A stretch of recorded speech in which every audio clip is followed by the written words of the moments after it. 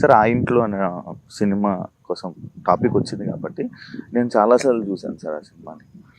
అప్పట్లో ఆ హర్రర్ ఆ టైంలో అంత భయపెట్టే సినిమా రావడం అనేది, ఆ ఆలోచన అనేది కూడా ఇది. అది ఎందుకో తెలియదు కానీ ఆ సినిమా చూస్తున్నప్పుడు అలా వెళ్ళిపోతుంటుంది, ఎక్కడ బోర్ ఫీల్ అనేది రాదు. ఆ సినిమా ఎక్స్పీరియన్స్ గురించి అంటే నేను అప్పట్లోనే నార్మల్గా ఒక రూమర్ వినేవాడిని. రజనీకాంత్ గారు చంద్రముఖి సినిమా చూసినప్పుడు తీసే టైంలో ఆయనకి కొన్ని హర్రర్ సిచ్యువేషన్స్ జరిగాయి అని చెప్పి ఆయన మళ్ళీ 2 తీయలేదు, 2 ఒప్పుకోలేదు, మళ్ళీ అలాంటి సినిమాలు చేయను అని చెప్పి అని అన్నారని అప్పుడు మనం విన్నాం. అలా ఏం లేదండి. నాకు యాక్చువల్గా చిన్నప్పటి నుంచి కొంచెం భయస్తుంది. కొట్లాట్లన్నా దెయ్యాలన్నా.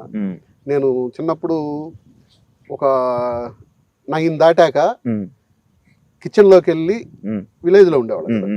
వాటర్ తాగాలన్నా మా అమ్మని లేపి అమ్మ పట్టుకుని వెళ్ళేవాడు. ఆడ ఏదైనా చిన్న శబ్దం వచ్చినా ఏంటి ఇలా అంత భయం ఉన్నాండి. పెద్ద అయ్యాక కొంచెం అవగాహన వస్తుందిగా. ఎందుకనో ఒక పాయింట్ ఎవరి దగ్గర నుంచో ఆ పాయింట్ విని ఇది బాగుంది, దీన్ని డెవలప్ చేద్దామని కథ మొత్తం నేను డెవలప్ చేసింది.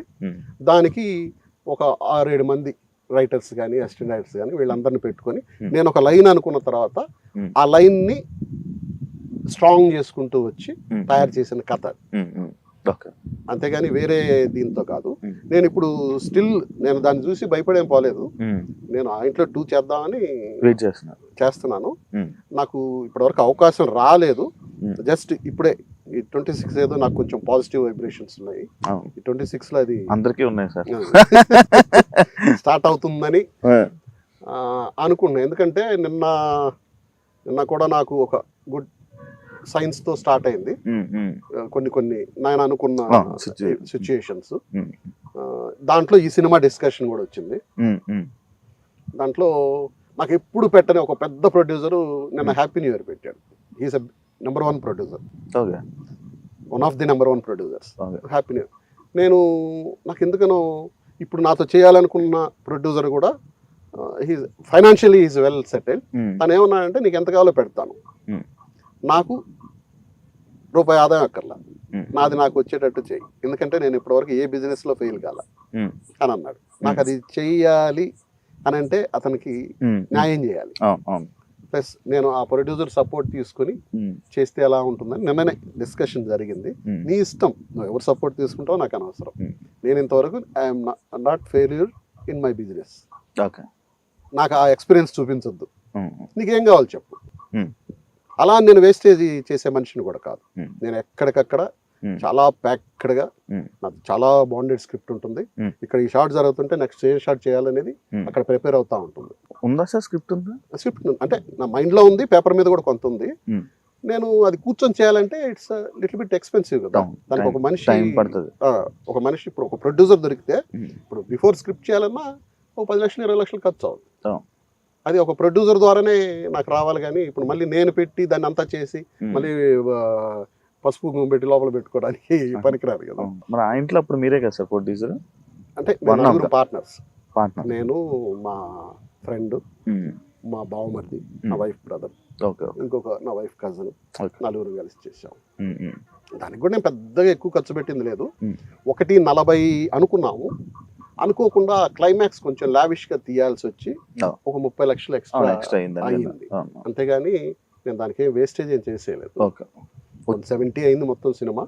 కాకపోతే నాకు ప్రాపర్గా అన్నీ చేశాను కానీ దాన్ని ప్రమోట్ చేయడంలో కొంచెం ఫెయిల్ అయ్యాను. దానికి తోడు సెకండ్ వీకే మగధీర సినిమా రిలీజ్ అయింది. అదొకటి బాగా దెబ్బతిన్నది. దాంతో ఫైనాన్షియల్గా కొంచెం నాకు అంటే యాజ్ ఏ ఆర్టిస్ట్గా, డైరెక్టర్గా చాలా మంచి పేరు వచ్చింది. I got awards also, screen play award కూడా వచ్చింది నాకు. అంతేగాని ఫైనాన్షియల్గా దాన్ని నేను మర్చిపోతుంటా. గత టెలివిజన్ హిట్ అరుంధతి సినిమా వేస్తే అవతల ఛానల్లో ఈ ఛానల్లో నా సినిమా వేసాను. Television hit. అవును, మొత్తం ఆర్టిస్ట్. మరి రీ రిలీజ్ చేసే అవకాశాలు ఏమైనా ఉన్నాయా? రీ రిలీజ్ అనుకున్నాం కానీ దాన్ని బికాస్ ఆఫ్ నేను నెగిటివ్ సేవ్ చేసుకోలేకపోయా. ట్యూస్ అన్ని కాల్ చేశారు. కాల్ చేసినప్పుడు మాకు ఇన్ఫార్మ్ చేశారు అందరికి, మీరు ఈ మాదిరి హార్డ్ డిస్క్లో దాన్ని అప్లోడ్ చేసుకోండి, మేము ఈ మాదిరి నెగిటివ్స్ తీసేస్తున్నాము, అని చెప్పి. ఎందుకంటే నెగిటివ్ ఉండాలంటే ఇయర్లీ రెంట్ కట్టాలి, దానికి ఒక ఏసీ రూమ్ ఉండాలి, ఇవి చాలా ఉన్నాయి. అప్పుడు హార్డ్ డిస్క్లో చేయడానికి కూడా నా దగ్గర కొంచెం టైట్గా ఉంది. అయ్యో, అప్పుడు ఇగ్నోర్ చేయడం వల్ల ఆ నెగిటివ్ నా చేతుల్లో లేకుండా పోయింది. ఇప్పుడు నా దగ్గర జీలో డైరెక్ట్గా ఒరిజినల్ బీటాస్ ఉన్నాయి.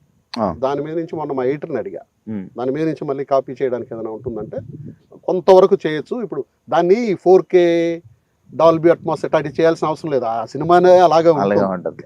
ఇప్పుడు రిలీజ్ చేసిన ఈ స్పీకర్స్ లో అలాగే వస్తుంది అది.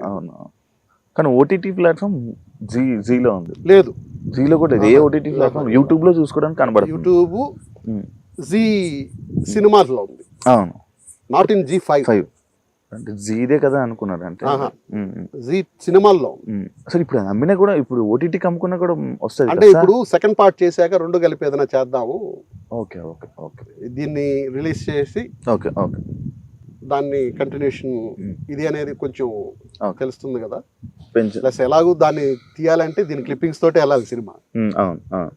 బిగినింగ్ వాట్ ఈస్ చూపించిన తర్వాత మనం ఇది చేయాలి, సినిమా చేయాలి కాబట్టి అలా చేద్దాం. మర్చిపోయే వాళ్ళు కూడా మరి ఉండాలి కదా సార్, చిన్న చిన్న చూపించాలి.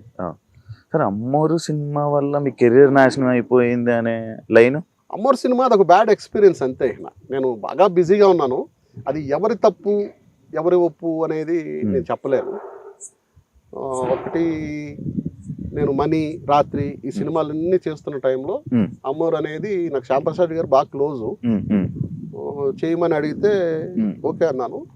నాకు ఒక హోప్ ఏంటంటే ఆ సినిమా చేస్తే నాకు ఒక 100 సినిమాలు వస్తాయి అనేంత హోపు నాకు ఉండింది. నాకు ఇలాంటివి చాలా బ్రేకులు పడ్డాయి. ఆ బ్రేకుల్లో అమ్మోరు ఒకటి, సీతారాం గారి మనవరాలు ఒకటి, కబడ్డీ కబడ్డీ ఒకటి, ఇవన్నీ అసలు ఇలా తీసుకెళ్లాల్సింది ఎందుకనో పట్టేసాయి. అది ఎందుకు జరిగింది అనేది అమ్మోరులో చేయలేకపోయా. చేశా, మొత్తం చేసా, ఇంకా డబ్బింగ్ చెప్పాలి.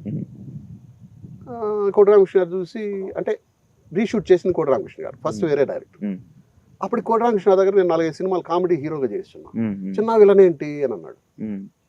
తన కామెడీ, తన కళ్ళు అవన్నీ నేను చాలా కామెడీగా యూజ్ చేసుకుంటాను, తను వినాలంటే నేను డైజెస్ట్ చేసుకోలేకపోతున్నాను. సరే ఏం చేస్తారంటే నేను మార్చి పెడతాను, మార్చి పెట్టేశాడు. ఇంకా దానికి దెర్ ఇస్ నో ఆన్సర్. ఎవరిది తప్పు?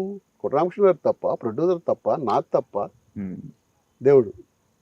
అంటే సార్, ఒక యాక్టర్ని, ఒక ఆర్టిస్ట్ని మనము ఏ రోల్లో అయితే మనం ఆయన్ని చూసి ఆయనకు ఒక గుర్తింపు అనేది వచ్చిందో, ఆ ఇండస్ట్రీ జర్నీ మొత్తం అలానే మ్యాక్స్ వెళ్ళడానికి అవుతూ ఉంటుంది. దాని నుంచి ఎప్పుడైనా నేను హీరో అవుతాను, హీరో అయినా, విలన్ అవుదామని విలన్ అయినా కూడా మళ్ళీ ఇండస్ట్రీలోనే డిస్టర్బెన్స్, అంటే ఇలా క్యారెక్టర్ల పరంగా డిస్టర్బెన్స్. అంటే ఒకరికి ఒక జానర్ ఆఫ్ క్యారెక్టర్ నచ్చింది అనుకోండి, అట్లాంటివి పెట్టడానికి కొంత ట్రై చేస్తూ ఉంటారు. కాకపోతే నాకు అలాంటి ముద్ర ఇప్పుడు పడలా. నేను డిఫరెంట్ క్యారెక్టర్స్ చేశాను, నాకు పర్టికులర్గా ఆ ముద్ర ఇప్పుడు పడలా. నాకు అదొకటి ఇది. కాకపోతే మధురానగర్లో సినిమా చేశాక ఎక్కువ కామెడీ మీద నన్ను తీసుకోవడానికి జరిగింది. ప్లస్ అలాగే సీతారామ గారి మనవరాలు ఒక్కరోజు డేట్ కుదరక చేయలేకపోయాను. 10 సంవత్సరం ఆడిన సినిమా, నేను హీరో, మీనా పక్కన నేను హీరో. అది కూడా వాళ్ళ తప్పే. ముందు నన్ను బుక్ చేశారు, తర్వాత ఫస్ట్ గౌతమి హీరోయిన్, నన్ను బుక్ చేశారు, డేట్లు తీసుకున్నారు, అన్నీ అయిపోయినాయి. మధ్యలో మళ్ళీ దొరసారావు పిలిచి గౌతమిని మార్చాము, కొత్త అమ్మాయి మీనాని పెడుతున్నాము. అప్పుడు మీనా ఏం చేయలే, చైల్డ్ ఆర్టిస్ట్ మీనాని పెడుతున్నావు, అమ్మాయి బాగా షార్ట్ ఉంది, నువ్వేమో ఇలా ఉంటావు, అందుకని ప్లస్ క్యారెక్టర్ కూడా కొంచెం హీరోయిజం లేకుండా ఏదో చేసాము, మీ ఇష్టం సార్ అన్న. నేను వేరే ఒక సినిమా ఒప్పుకొని వెళ్ళిపోయా. అప్పుడు ఇది వద్దంటే వేరే రెడీగా ఉండేది. వేరే సినిమా ఒప్పుకొని వెళ్ళిపోతే ఫోన్ చేసి రేపు కమిట్ అవ్వాలన్నారు. రేపు కమిట్ అవ్వాలంటే సార్ ఇది ఒక్కరోజు సార్ షూటింగ్ చేస్తే అయిపోద్ది, లేదు రేపు కమిట్ అవ్వాలి. సారీ సార్, నేను వాళ్ళకి డేట్ ఇచ్చున్నాను, నేను వస్తే వాళ్ళు కొడతారు కదా నన్ను. ఆ ఒక్కరోజు వాళ్ళు చేయలేకపోయా. చేసి ఉంటే డిఫరెంట్గా ఉండేది నా లైఫ్. ప్లస్ కబడ్డీ సినిమా మొత్తం చేశాను, క్లైమాక్స్ మొత్తం నా మీదే ఉంటుంది. మొత్తం క్లైమాక్స్ స్టార్ట్ అయ్యేదే నాతో, క్లైమాక్స్ రావడం ముందు కాయిన్ వేస్తారు. కాయిన్ వేస్తే ఆ కాయను పడతా ఉంటే పట్టుకొని పరిగెత్తుకుని వెళ్ళిపోతా. అరే జీడ్లు ఇమ్మని చెప్పి వారి దగ్గర కొనుక్కున్నా. అరే నాయన అది టాస్ వేయాలరా తీసుకురండి, బాగుంది, తీసుకుని రండి అంటే వచ్చి మళ్ళీ వేస్తారు టాస్. మేము గెలుస్తాం, జగత్బాబు సైడ్ ఉంటాను, వీళ్ళు గెలిచారంటాడు, మేము గెలిచామని కప్పు ఎత్తుకుని వెళ్ళిపోతాం.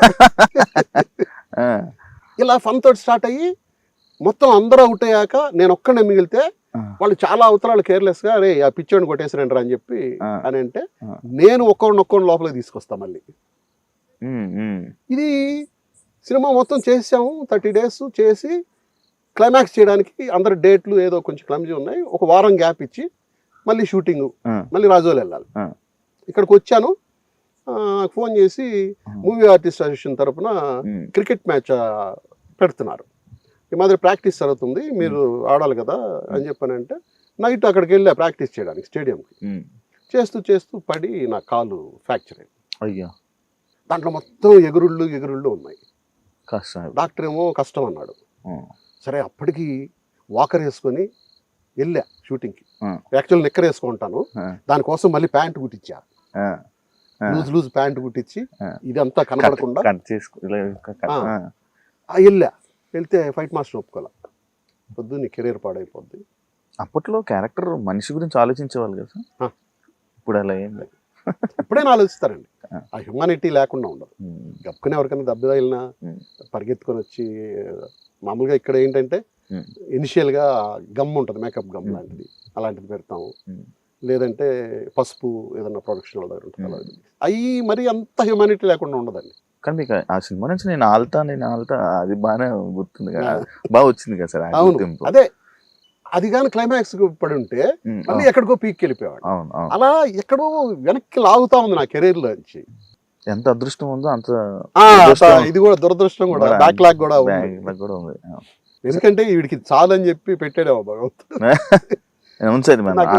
హ్యాపీ ఇలా ఇలా వెళ్తా ఉంది గ్రాఫ్, ఇలా ఇలా ఇలా ఇలా లేకుండా ఇలా వెళ్తా ఉంది. హ్యాపీ సరే.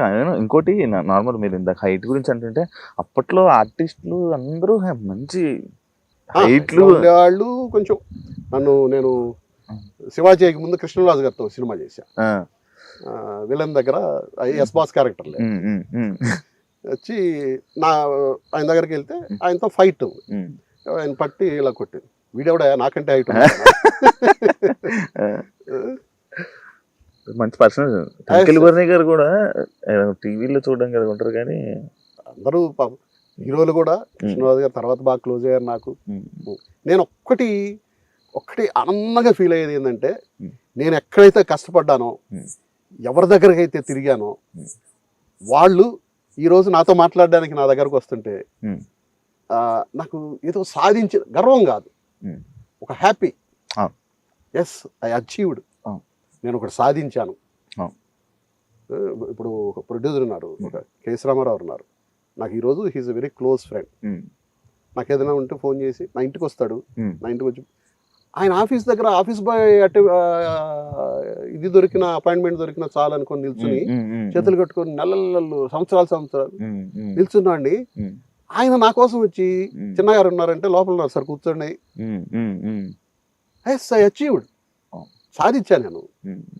గర్వం కాదు, ఒక ఆనందం. జయకృష్ణ గారు ఉన్నారు, చనిపోయాడు పాపం. జయకృష్ణ గారు ఆయన ఆఫీసు ఇక్కడి నుంచి అంత పొడుగు ఉంటుంది, లోపల ఇల్లు ఒక 100 feet ఉంటుంది. ఇట్లా నిల్చుంటే ఆయన ఎక్కడో లోపల ఆఫీసు ఆయన రూమ్ ఉండేది, ఈ లోపల నుంచే పంపించేవాడు కాదు. అని అమ్మ ఒక్కసారి లోపలికి వెళ్ళి సార్ నేను ఆర్టిస్ట్ అని చెప్పుకోవాలి అంటే ఎప్పుడు దొరికేది కదా అపాయింట్మెంట్. ఏదో చిన్న సినిమాలో రీమేక్ చేస్తుంటే ఎవరో తెలిసిన అసిస్టెంట్ డైరెక్టర్ వాళ్ళ ద్వారా వేషం వేద్దాం అనుకుంటే అది కూడా కుదరలా. అలాంటిది జయకృష్ణ గారు పాపం తర్వాత లాస్ట్లో స్ట్రగుల్ అయ్యారు. నా కోసం నేను ఇంట్లో ఉన్నాను, ఆ పని పిల్ల వచ్చి అయ్యా ఎవరో వచ్చారయ్యా మీకోసం, బయట వచ్చి చూస్తే జయకృష్ణ గారు కూర్చున్నారు. సార్ ఏంటి సార్ అన్న, నాకు కొంచెం హెల్ప్ చేయాలి, మీరు ఈటీవీ వాళ్ళు ఏదో టెలిఫిలిమ్స్ ఇచ్చారు, దాంట్లో వేషం లేవండి సార్. మీరేం సార్ నా దగ్గరకు వచ్చాడు, మీకు నేను డేట్లు పంపించండి, మీరు ఎంత ఇస్తారో పంపించండి. ఐ అచీవ్డ్, సాధించాను నేను. ఎంత ఎంత దానికి లిమిట్ లేదుగా. అవును ఎంత సాధించామంటే దానికి లిమిట్ లేదుగా. అవును అవును ఇలా పెంచుకుంటూ పోతే అవును. ఎంత సాధించామంటే దానికి లిమిట్ లేదు. అవును అవును ఎస్, సాధించాం చాలు. ఎక్కడికెక్కడికి తృప్తి లేకపోతే మనిషికి, అవును. నేను అనుకున్నది ఉమ్, ఒక 100% అయితే ఉమ్. నేను ఇప్పుడు 1000% సాధించానని నేను ఫీల్ అవుతుంటా. ఆ తృప్తి లేకపోతే మనిషి బతకలేడు.